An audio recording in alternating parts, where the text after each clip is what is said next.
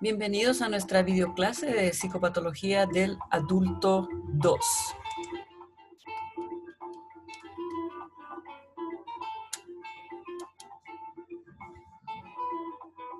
Hoy hablaremos acerca de los trastornos de ansiedad. Estos trastornos de la ansiedad están relegados o comparten características específicas en cuanto a lo que es el miedo y una ansiedad excesiva, así que esto va a conllevar a una alteración conductual asociada pues definitivamente a lo que es el miedo y a lo que es la ansiedad. Vamos a decir que el miedo es la respuesta emocional a una amenaza que nosotros consideramos que se acerca, que puede hacer que eso realmente pueda suceder o únicamente esté dentro de nuestra imaginación. Mientras que la ansiedad va a ser esa respuesta anticipatoria que vamos a dar a esa amenaza que consideramos que es inminente, esa amenaza futura que, como decíamos, puede ser real o puede ser imaginaria. Van a tener acceso en la sección de material de aprendizaje a un video que también nos aborda un poco lo que es los trastornos de la ansiedad, así que invitados a verlo. Cuando hablamos del miedo y la ansiedad, debemos de considerar que como tal no son emociones dañinas. ¿Por qué? Porque el miedo actúa o se manifiesta de una manera autónoma y que a la vez es necesario para la defensa o para la fuga. Es necesario para protegernos del peligro, pero lleva asociado pensamientos de ese peligro inminente y a la vez van a hacer que tomemos acciones, que tengamos conductas que nos van a permitir protegernos. Mientras tanto, la ansiedad es esa tensión muscular que vamos a sentir definitivamente en nuestro cuerpo y que va a estar estrechamente relacionado a ese peligro que consideramos que es inminente. Y también nos va a llevar a tener comportamientos cautelosos o evitativos para reducir esa tensión. El peligro, cuando ya hablamos o cuando ya lo etiquetamos, identificamos como trastorno de ansiedad, es que tanto el miedo como la ansiedad se dan de una manera excesiva. O sea, no es normal que pase la mayor parte del día o de la semana con ese miedo o con esa ansiedad, sino que son oportunos o nuestro organismo los saca a flote en aquellos momentos que son necesarios porque a la vez nos protegen.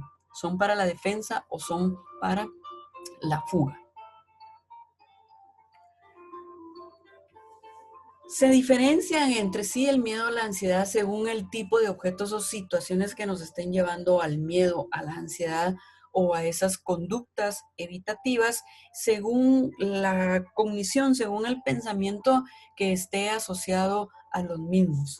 Se diferencia el miedo o la ansiedad normal de aquellos que son excesivos o que persisten más allá de esos periodos de desarrollo apropiados. O sea, ojo, ¿verdad? Una cosa es que usted tenga miedo a que de repente lo asalten, pero otra cosa es que usted viva con ese miedo constante a mantener la puerta súper asegurada, el vehículo, a usted con aquel temor, con aquel miedo a que lo van a asaltar. O sea, hay una normalidad, pero usted permanecer con eso, no dormir, tener insomnio por ese excesivo miedo o ansiedad, entonces ojo, ahí ya va a haber una diferenciación que podría llevarnos a un trastorno.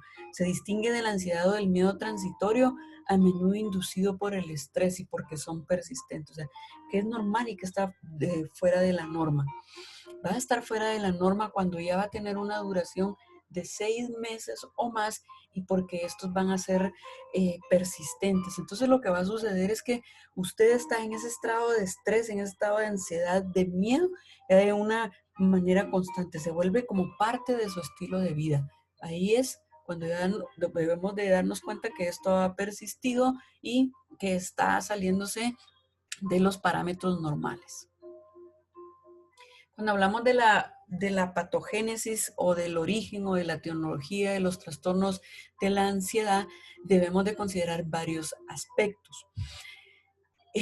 Uno es la herencia. Puede ser que sea algo algo hereditario que esté a nivel del cromosoma 22 o del cromosoma número 3. Entonces, pues esto se va a descubrir con estudios clínicos. Recuérdense que como profesionales de la psicología, lo primero que debemos de hacer es primero descartar o pedirle al paciente que se pueda hacer las evaluaciones clínicas médicas pertinentes para descartar que no hay algo fisiológico o algo orgánico que no está funcionando bien. También el otro origen o lo que nos manifiesta cómo evoluciona la enfermedad, o sea, la patogénesis, puede darse también a nivel vulnerabilidad biológica, a nivel neurotransmisores, que puede haber un aumento en el sistema noradrenérgico, o sea, en la noradrenalina, o una disminución en el sistema serotoninérgico, o sea, la serotonina. Así que hay que hacer también este chequeo, hay que hacer esta evaluación. Puede ser también debido a algunas experiencias de vida, algunas pobreza en el parentaje, algunos conflictos en la dinámica familiar, en el ambiente familiar, que puedan llevar a provocar esta enfermedad, que puedan ser factores predisponentes o desencadenantes según sea el caso, y también puede darse a nivel cognición.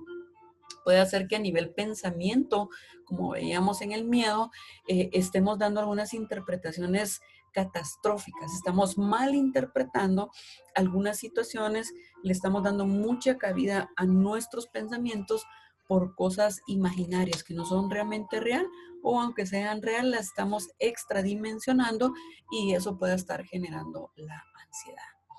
Según el Manual Diagnóstico y Estadístico, conocido como DSM-5, tenemos una amplia clasificación para los trastornos de ansiedad. Así que al momento de tratar a un paciente o al tener acercamiento a los trastornos de ansiedad, debemos de verificar cada uno de los criterios clínicos, criterios diagnósticos de cada uno de estos para poder saber si el paciente, si el individuo tiene un trastorno de ansiedad por separación, tiene un mutismo selectivo, hay una fobia específica, tiene miedo a algo, tiene una ansiedad social, o sea, sus relaciones interpersonales ya no son las mismas, se está dando algún trastorno de pánico y así sucesivamente. Debemos de revisar cada uno de esos criterios diagnósticos y a veces es muy común que se pueda dar un trastorno de ansiedad generalizada, ese miedo a andar en la calle, a ser asaltado, ahora el miedo a contraer el COVID-19, así que la ansiedad podría ser algo que actualmente se está desarrollando en muchas personas por la situación de la pandemia que estamos viviendo, pero es importante que antes de diagnosticar a una persona con un trastorno, podamos no solo verificar que se están cumpliendo los trastornos, perdón, que se están cumpliendo los criterios diagnósticos para cada trastorno, sino también utilizar otras herramientas de las cuales podemos disponer en la evaluación psicológica. Algunos tratamientos que quiero aportar para este tema, para los trastornos de ansiedad. En cuanto al trastorno de pánico, usted se puede utilizar la psicoeducación, que va a ser un uso específico didáctico acerca de cómo transmitir e informar a las personas acerca de este trastorno. La farmacología, que se pueden utilizar antidepresivos, y también la psicoterapia, que es el campo que a nosotros nos compete. Acá se puede utilizar la terapia cognitivo-conductual. Recordemos que en el aspecto farmacológico nosotros podemos tener el conocimiento, que es importante que lo tengamos, pero no somos nosotros los facultados a recetar, son los psiquiatras, ellos son los profesionales autorizados para recetar este tipo de medicamentos. Nosotros como psicólogos, no. Veamos en cuanto al trastorno de ansiedad generalizada.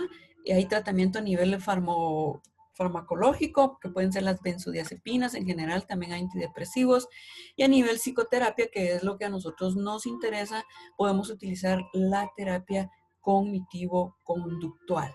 También podemos utilizar la terapia psicoanalítica y podemos hacer también uso de la psicoterapia de apoyo. Recordemos que cada una de estas tiene sus particularidades, las cuales debemos de conocer a profundidad. También está el tratamiento para los trastornos de ansiedad social o fobia social.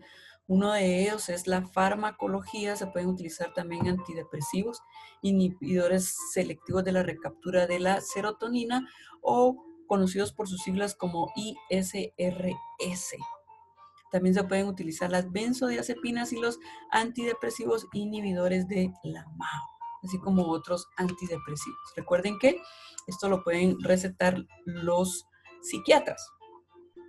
A nivel psicólogos, nosotros podemos hacer uso de la reestructuración cognitiva en el tratamiento que podamos dar a nuestros pacientes.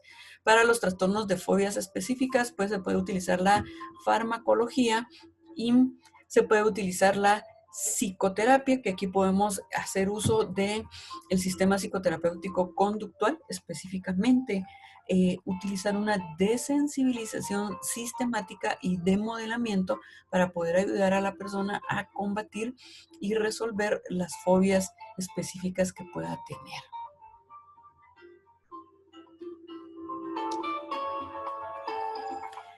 En cuanto al tratamiento para el trastorno de ansiedad debido a enfermedades médicas, pues no puede faltar lo que es la farmacología. Las benzodiazepinas son útiles en este caso. Y a nivel psicoterapia, vamos a poder utilizar la terapia cognitivo-conductual. Es importante que podamos mencionar y traer a colación lo que es la comorbilidad. La comorbilidad va a ser esa manifestación de una o más afecciones además de la principal, pero específicamente, y acá debemos de acudir a lo que nos dice la Organización Mundial de la Salud, es que la comorbilidad es la ocurrencia simultánea o paralela de dos o más enfermedades en una misma persona, aparte de lo que a la persona le pueda estar afectando a nivel psicológico, a nivel psicopatología. Y también es importante mencionar ahora lo que es el diagnóstico diferencial. El diagnóstico diferencial va a ser esa identificación del cuadro sintomático, o sea, la agrupación de signos y síntomas que pertenecen a otro trastorno mental, que pertenecen a otra psicopatología adicional al que ya se establece como diagnóstico principal. Eso significa entonces que adicional a cualquiera de estos trastornos con los cuales usted pueda diagnosticar al paciente, y ya que está usted seguro luego de todos los análisis y toda la evaluación respectiva, entonces usted puede decir, ok, adicional a, digamos, al trastorno de ansiedad generalizada que yo he identificado que el paciente tiene, porque cumple con todos los criterios diagnósticos, este paciente como diagnóstico diferencial, sucede que logramos identificar y cumple los criterios diagnósticos de un trastorno depresivo, por decirlo así. Entonces, diagnóstico diferencial, estamos hablando de otros trastornos de otra afección a nivel psicopatológico. Y quiero cerrar la videoclase del día de hoy, animándoles a no vivir solo por vivir, sino a disfrutar todo lo que hacemos y aprendamos a compartir para que podamos enseñar a otros a vivir de una mejor manera y así reducir el miedo, así reducir la ansiedad que nos puede generar el día a día y poder contribuir a la salud mental de los unos por los otros y evitar caer en alguno de los trastornos o llegar a cumplir con los criterios diagnósticos de algunos de los trastornos que hoy hemos visto. Sigamos aprendiendo cada día más y sigamos siendo intencionales en ser buenos profesionales de la psicología para contribuir a la salud mental de las otras personas. Éxitos en todo y bendiciones.